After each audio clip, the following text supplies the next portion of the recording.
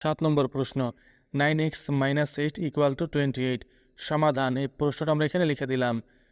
লিখে দেওয়ার পরে এখানে আমরা বা লিখলাম, 9x ঠিকই রাখলাম। এই যে 8 তো মাইনাস অবস্থায় রয়েছে, ডান পাশে গিয়ে প্লাস হয়ে গেল। তারপর এখানে 9x ঠিকই রাখবো। তারপর 28 আর 8 যোগ করলে হয় 36। তারপর এখানে 9x তো গুণ অবস্থায় রয়েছে, x এখানে রাখবো।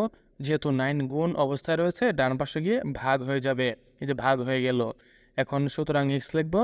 আর 36কে 9 দিয়ে ভাগ দিলে কত হয়? 4 হয়। 4 নং 36 মানে 4। অ্যান্সার 4। 8 নম্বর প্রশ্ন 6x - 2 = 40 সমাধান। প্রশ্নটি আমরা লিখলাম। এবার বা দিয়ে 6x পাশে রাখলাম। তারপরে যে -2 তো মাইনাস, ডান পাশে গিয়ে প্লাস হয়ে গেল। ডান পাশে গিয়ে প্লাস হয়ে গেল। তারপর 6x এখানে রাখবো। 40 আর 2 দিয়ে যোগ করলে কত হয়? 42। 6x থেকে x রাখবো।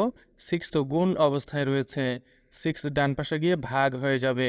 এবার কী করবো? সুতরাং x দিয়ে 42কে 6 দিয়ে ভাগ দিলে কত হয়? 7 হয়। মানে 42কে 6 দিয়ে ভাগ দিলে 7 হয়। অ্যান্সার 7। 9 নম্বর প্রশ্ন 7x - 7 = 2x + 23 সমাধান। প্রশ্নটি আমরা লিখে দিলাম বা দিলাম। 7x এখানে রাখবো। আর হচ্ছে ওই যে ডান পাশে যে 2x রয়েছে, 2x এর আগে কোনো চিহ্ন নাই। 2x এর আগে কোনো চিহ্ন নাই, তার মানে প্লাস আছে। তাহলে আমরা ডান পাশ থেকেও বাম পাশে নিয়ে আসতে পারি। যেহেতু 2x এখানে প্লাস রয়েছে, তো যখন 2xকে বাম পাশে নিয়ে আসবো, মাইনাস হয়ে যাবে। এই যে 2xকে আমরা বাম পাশে নিয়ে আসলাম, ডান পাশে ছিল, এই সমান চিহ্নের ডান পাশে ছিল, এবার এই সমান চিহ্নের বাম পাশে নিয়ে আসলাম, মাইনাস হয়ে গেল। কারণ ডান পাশে প্লাস ছিল, এখানে সে মাইনাস হয়ে যাবে। আর এই সেভেন এখানে মাইনাস আছে, তো ডান পাশে গেলে প্লাস হয়ে যাবে। তাহলে আমরা কি জানলাম? আমরা যখন ডান পাশ থেকে বাম পাশে নিব বা বাম পাশ থেকে ডান পাশে নিব, চিহ্নটা পরিবর্তন করে দিব। প্লাস থাকলে মাইনাস বানিয়ে দেব, মাইনাস থাকলে প্লাস বানিয়ে দেব। গুণ থাকলে ভাগ করে দেব, ভাগ থাকলে গুণ করে দেব। এতটুকু নিয়ম। এবার 7x আর হচ্ছে 2x, এখানে 7x হচ্ছে প্লাস, 2x হচ্ছে মাইনাস। তার মানে 7x থেকে 2x বিয়োগ দিব, তাহলে কত থাকবে? 5x থাকবে। 5x লিখে দিলাম। আর এখানে ডান পাশে 23, এটা প্লাস, 7 এটাও প্লাস, দুটো যোগ করলে কত হবে? 30 হবে, মানে 30 হবে। এবার এই 5x গুণ অবস্থায় রয়েছে, x আমরা এখানে রেখে দিলাম। আর 5 তো গুণ অবস্থায়, ডান পাশে গিয়ে ভাগ হয়ে গেছে। এবার হচ্ছে সুতরাং x লিখবো। আর 30কে 5 দিয়ে ভাগ দিলে কত হয়? 6 হয়, মানে অ্যান্সার হবে 6। 10 নম্বর প্রশ্ন 8x - 2x + x = 40 + 2x সমাধান। প্রশ্নটি আমরা উঠিয়ে নেব। তারপর বা চিহ্ন দিয়ে বাম পাশে যা আছে বাম পাশেই থাকবে, কারণ সবগুলোর মধ্যে x আছে, এই জন্য আমরা বাম পাশে রেখে দেব। বাম পাশে কোনোটা ডান পাশে নেব না।